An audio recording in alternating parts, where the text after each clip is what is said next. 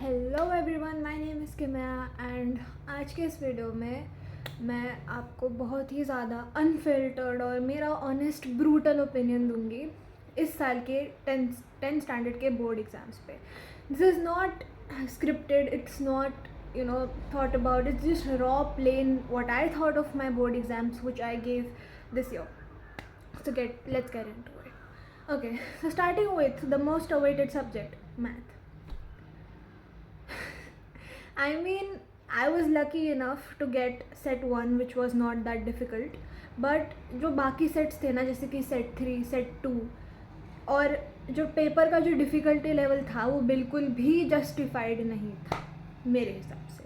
ठीक है, it could be controversial और many people might think that it was very easy और I am not doing enough justice to that, but personally I think that अगर कोई वो board exam है तो उसको बोर्ड एग्ज़ाम के जैसे ही ट्रीट करना चाहिए. उसमें कॉम्पिटिटिव लेवल ज़्यादा नहीं डालना चाहिए, और अगर आप डाल भी रहे हो तो अपने रिसोर्सेज जैसे कि एनसीईआरटी, सैम्पल पेपर्स, पीवाईक्यूज़ में वो लेवल लाओ ना.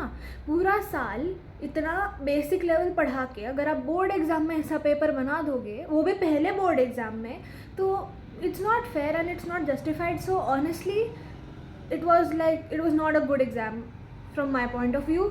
The paper was unnecessarily difficult and I do not think that they did justice to their NCERT and their resources online.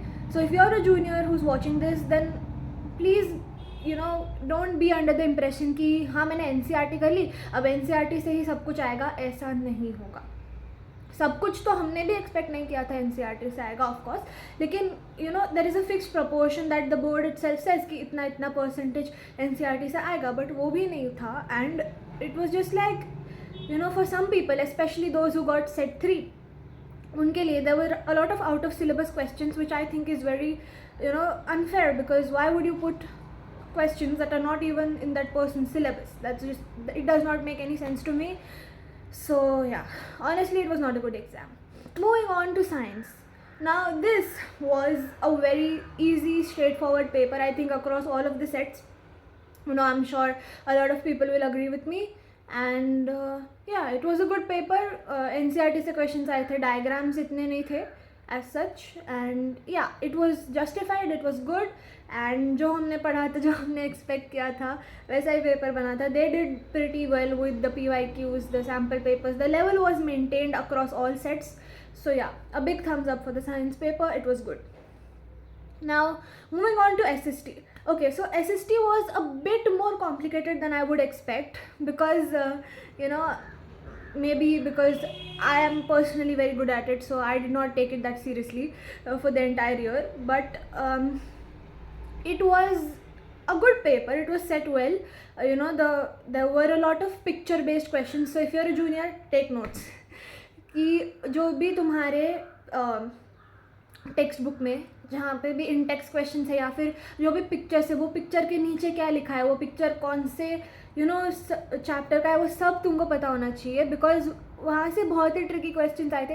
Picture based questions जो थे वो बहुत ट्रिकी थे. So watch out for those questions and make sure that you are reading the NCERT very thoroughly for SST, because that is very very very important. Okay, moving on to English. Now English was the best paper that I gave, and I'm sure बहुत लोगों का भी यही opinion होगा उस बारे में. The reading comprehension was surprisingly easy. मैंने एक्सपेक्ट नहीं किया था खुद कि इतना ईजी वो लोग डाल देंगे, बट वो इतना ईजी था कि मेरे सेट 1 में, कि आपने अगर पूरा पैसेज नहीं भी पढ़ा और आपने बस वो क्वेश्चन पढ़ के वो ऑप्शंस पढ़ लेना, तो भी आपको समझ जाएगा कि इस क्वेश्चन का ये करेक्ट आंसर होना चाहिए. So honestly for me English was very easy, and yeah the paper was very well set. अच्छा था, काफ़ी स्कोरिंग था, नो वरीज. और जिनका हिंदी था, हिंदी कोर्स बी की अगर मैं बात करूँ, तो MCQs were kind of difficult. I wouldn't say difficult, but they were very tricky. So yeah, in Hindi mostly वही होता है कि you have to watch out for the MCQs. बाकी सब तो हो जाता है. Writing was good, literature was very good, reading was good.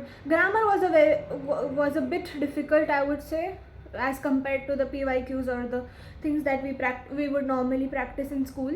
But वो छोड़ के Hindi was also pretty solid. तो अगर अब मैं ओवरऑल बात करूँ सब सब्जेक्ट्स की, हाँ, and of course I T, yes, I T was good.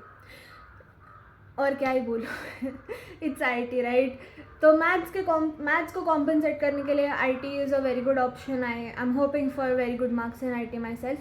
तो उसमें कुछ था नहीं, you know, there were direct question from the text book and it was a very predictable paper. So moving on to the overall summary, I would say कि जो भी इस साल के बोर्ड एग्जाम्स थे, they were pretty easy, pretty reasonable except for maths. And I hope that CBSE, you know, does something to sort of cover it up.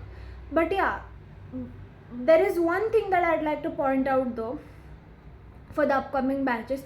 Do not rely only on NCERT. Do not treat NCERT like it's your Bible. Now, I'm not saying that NCERT is not important. It is. It is very important and your main primary focus should be your NCERT. But do not think कि हाँ मैंने अभी NCERT पढ़ ली तो अब मेरे board exam में 100 on 100 आ जाएंगे. ऐसा नहीं होगा, ऐसा बिल्कुल भी नहीं होगा. क्योंकि अब specially they've launched, you know, their application based approach, competency based, ये बेस्ड, वो बेस्ड, पता नहीं क्या क्या. तो उसकी वजह से यू नो द पेपर का जो लेवल है वो काफ़ी उन्होंने बढ़ा दिया है, अच्छा खासा बढ़ा दिया है. सो आई वुड से 10th के स्टार्टिंग से keep your practice very well. You know, practice more questions. Don't just you know think कि हाँ मैंने थ्योरी पढ़ ली, अब मेरे को क्वेश्चंस तो आ जाएंगे, specially in physics and maths तो है ही, but physics specially, because you need to practice the numericals very you know regularly for light and electricity specially. तो वो एक पॉइंट था ध्यान में रखना कि NCERT is important but do not rely on it completely. You need to do your PYQs, your sample papers, worksheets, anything that you can do to make your prep more and more foolproof. So yeah, that was my review. Let me know what you think about it and follow for more.